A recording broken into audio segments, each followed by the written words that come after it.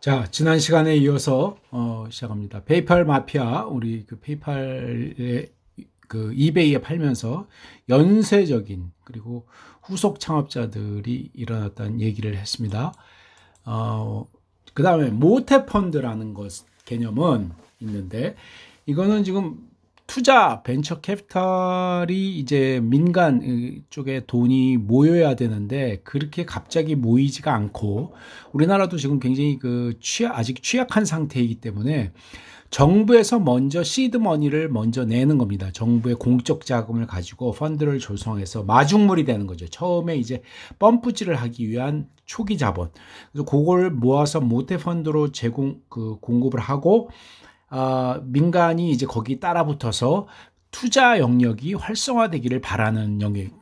그러니까 벤처 생태계에서 중요한 부분인 투자 쪽을 키우기 위해서 정부가 조성하는 자금이다. 이렇게 보면 되겠죠. 생태계 생각거리들이 있습니다. 그 중에 하나가 이제 좀 알면 도움이 되는 중요한 개념이 SAFE. 이거는 영어로 Simple Agreement for Future Equity인데, 심플, 이름 그대로 Simple Agreement, 단순한 협약을 지금 하는 겁니다. 뭐냐면, 미래의 이퀴티에 대해서, 이제 단순한 그냥 동의를 한다. 그 얘기는 뭐냐? 한국말로 조건부 지분 인수라고 하는 건데, 이게 말은 어려운데, 이 내용은 쉬워요. 벤처 기업가나 창업자나 투자하는 쪽이나 처음에 투자를 하려고 하는데 기업 가치를 산정하기가 좀 까다로워요. 정확치가 않아. 그러면 창업자도 자기의 그 기업 가치를 너무 작게 잡는 것도 겁나고, 투자자 쪽도 정확하지 않은 기업 가치를 빨리 정해야 돼서 염려가 많고, 그래서 사실은 투자 계약이 잘 발생을 안 해요.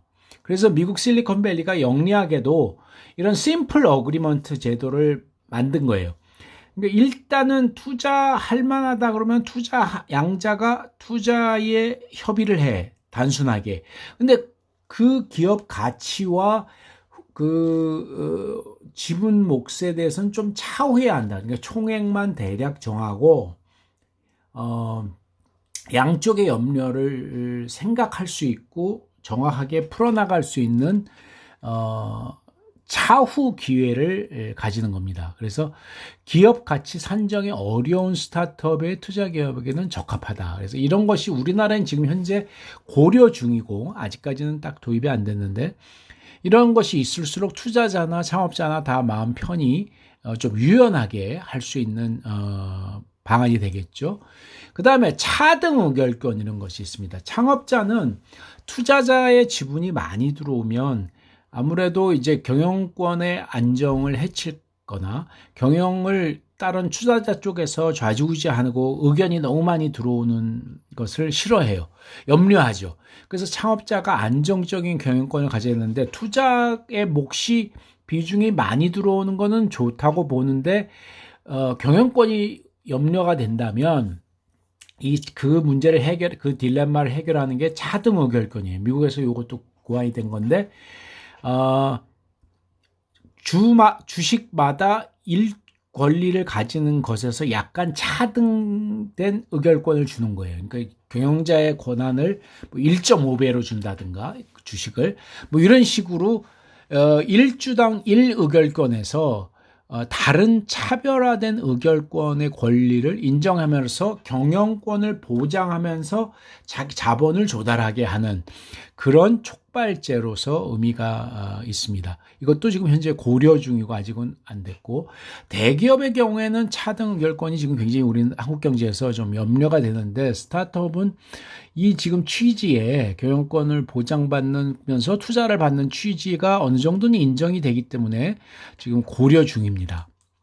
그 다음에 투자 계약을 맺는데 이제 투자자와 창업기업 쪽, 그럼 투자자가 갑이 되고 창업기업이 을이 됩니다. 아무래도 이제 돈을 주는 쪽이 갑이니까 이 갑을 관계에서는 갑의 좀 권한 우위가 있어요. 그래서 그쪽이 투자자가 유리한 쪽으로 투자 계약이 자꾸 맺어지니까, 그것을 좀 방지하기 위해서 우리나라에서 지금 현재 그런 좀 갑에 유리한 정도가 좀 많아지다 보니까 글로벌 스탠다드에 부합되는 투자 계약을 하자 이런 쪽에 지금 논의가 있게 됩니다.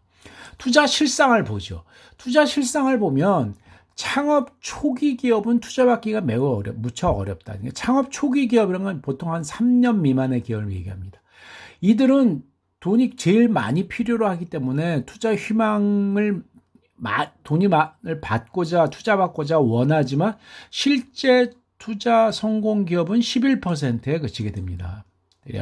그래서 이때 벤처 투자 규모가 크게 부족한 편이에요. 이 표를 보면 투자 유치 희망 기업이 창업 이후 업력이 높아질수록 돈을 요구하는 비중들은 적어지는데 희망 그 투자하려는 금액들은 오히려 커집니다. 그런 걸 보면 벤처 캐피탈도 좀 시장에서 검증된 기업, 그러니까 초기 기업에 투자하는 걸 좀 꺼리고 그런 현상을 지금 볼 수 있죠. 그래서 초기 기업에 투자받기가 매우 어려운 것을 볼 수 있습니다. 지금 유니콘 기업이라는 개념이 있는데 이 유니콘 기업을 만들자 각국마다 또 유니콘 그 기업 경쟁을 하는데 유니콘이라는 것이 이제 스타트업의 성공한 기업의 상징 단어로 자리를 잡았습니다. 이거는 서양에서 신화에 나오는 코에 뿔 달린 그 동물이라 그러니까 우리나라 입장에서 보면 이제 피부에 와닿지 않죠. 그러니까 또 그것도 서양의 신화 실제가 아니고 신화적인 동물이니까 유니콘인데 그게 통용되는 아주 그 큰 성장의 기업의 대명사가 됐다요. 구체적으로 두 가지 조건이 맞아야 됩니다. 하나는 기업 가치가 10억 달러, 우리나라 돈으로도 지금 현재 환율로 하면 1조 한 2천억 원, 환율에 따라 다르지만 한 1조 2천억 원 이상.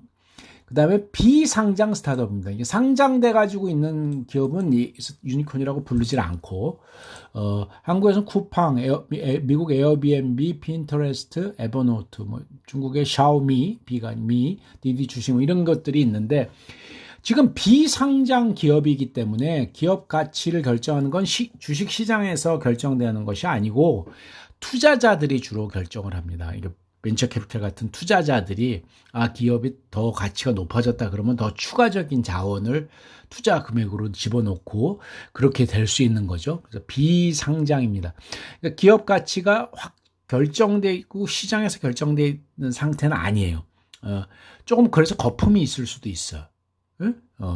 비상장이니까 실제 현실화된 가치보다 항상 거품이 있다, 거품이 작다, 별거 없다, 이런 논쟁거리는 항상 있을 수 있어요. 그러나 유망한 기업인 건 맞아요. 이 기업 가치가 10억 달러 이상을 인정받으려면 투자자들에 의해서 투자자들도 바보가 아니니까 어느 정도 회수가 되고 그 가치를 뽑을 수 있는 것을 거품을 일으키지 아무 근거도 없는 거를 만들지는 않잖아요. 그러니까 그런 의미에서는 굉장히 유망성은 맞다. 다만 그 금액의 정확성에 의해서 거품 여부가 논쟁은 된다. 유니콘의 그 핵심은 보면 벤처 캐피털 투자가 지속됐다는 점에 있습니다. 우버는 지금 현재는 유니콘이 아니에요. 왜냐하면 2019년에 이제 상장을 했어요. 근데 이제 과거의 예를 보면 에어비앤비가 지금 제일 큰 기업 가치를 인정받는 유니콘일 거, 스냅 있고 그러면 이걸 보면 시드 투자 시리즈 A, B, C, D 이렇게 쭉 시리즈로 이어가면서 투자 금액이 커지거나 이렇게 대폭 확대되면서 유니콘 기업으로 성장한 거예요. 그러니까 이 벤처 투자의 연속성, 그리고 가치 동반 성장 이런 개념이 있다는 것이 지금 포착이 되죠. 이제 에어비앤비 사례를 보면 세콰이어 캐피탈이 이제 끌고 나가는 모습을 볼 수 있는데 초기 투자부터 마지막까지 세콰이어 여기 보면 CD 2만 불 있어 세콰이어가 등했을 때가 60만 불 투자를 했고 성장의 마지막 단계까지 이제 계속 지속 투자해서 경영의 파트너로 간다는 게 이게 지금 세콰이어만 한 게 아니라 중간에 이제 여기 시리즈 A를 받을 때도 여러 파트너가 있긴 있지만 세콰이어가 주도적으로 끌고 나가는데 한 번 하고 마는 게 아니라 지속적으로 기업 가치를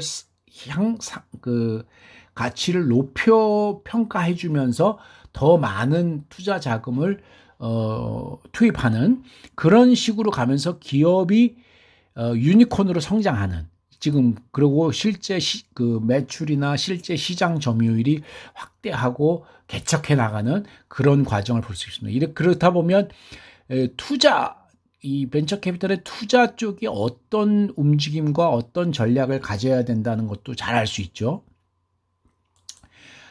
국내 유니콘 기업들도 꽤 있습니다. 지금 여기서 좀 판도 변화가 있는 거는 옐로우 모바일 지금 망가졌고 우아한 형제들의 그 배달의 민족은 독일의 그 딜리버리 히어로에 매각을 했기 때문에 좀 달라졌는데 그리고 또 새로운 것도 들어오고 그러긴 한데 지금 이런 기업들에 있어서 굉장히 중요한 여기 주요 투자자들을 보면 우리나라 벤처 캐피탈도 간혹 있지만 해외 투자자들이 후속으로 따라붙었다는 걸 볼 수 있습니다. 그러니까 우리나라의 유니콘 기업들도 대규모 글로벌 대형 벤처 캐피탈들이 참여한다는 것이 굉장히 중요하다.